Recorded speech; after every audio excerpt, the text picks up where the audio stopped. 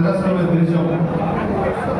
ఈ దేశంలో ఉండే ప్రతి ఒక్కరూ అన్నదమ్ములుగా ఉండాలని చెప్పని, సహజీవనంగా కొనసాగించాలని చెప్పని, హిందూ ముస్లింలు ఐక్యతతో ఉండాలని చెప్పని, స్వాతంత్ర అనంతరం అందరం కూడా పాఠశాలలో ఒకటని చెప్పని ప్రపంచానికి చాటి చెప్తున్నాం.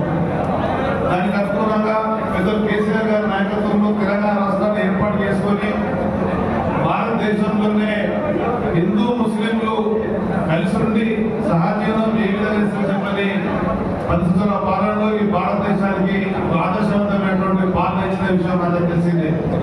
దానికి అనుగుణంగా ఇప్పుడే పెద్దలు మాట్లాడుతూ సోదరులు కేటీ రామారావు గారు సిరిసిల్లలో ఉండేటువంటి ముస్లిం సోదరులకు, ముస్లిం సమాజానికి అనేకమైనటువంటి సదుపాయాలు కల్పించి అటు విద్యలో కానీ, వైద్యంలో కానీ, ప్రధానంగా ఈ షాదికార్య నిర్మాణంలో కానీ అనేకమైనటువంటి మౌలిక సదుపాయాలకు సహకరించిన విషయం ఇప్పుడే వారు చెప్పడం జరిగింది. దానికి అనుగుణంగా పెద్దలు కేసీఆర్ గారు తన మంత్రివర్గంలో మొదటిసారి, రెండవసారి మహమూద్ అలీ గారిని డిప్యూటీ సీఎంగా పెట్టి ముస్లింలకు ఆత్మస్థైర్యం కలిగించే విధంగా, ఆత్మబలం చాటుకునే విధంగా, వాళ్ళ ఉన్నతికి ఉపయోగపడే విధంగా, వాళ్ళకి ఏమైనా సమస్యలు వచ్చినప్పుడు కానీ, సమస్యలు ఉన్నప్పుడు కానీ చెప్పుడు ఒక వేదిక ఉండే. ఆయన నేడున్నటువంటి ఈ పరిపాలనలో అటువంటి పరిస్థితి లేనటువంటి కాంగ్రెస్ పాలనలో వివక్షతో ఉన్నటువంటి పరిపాలన సాగుతున్నది.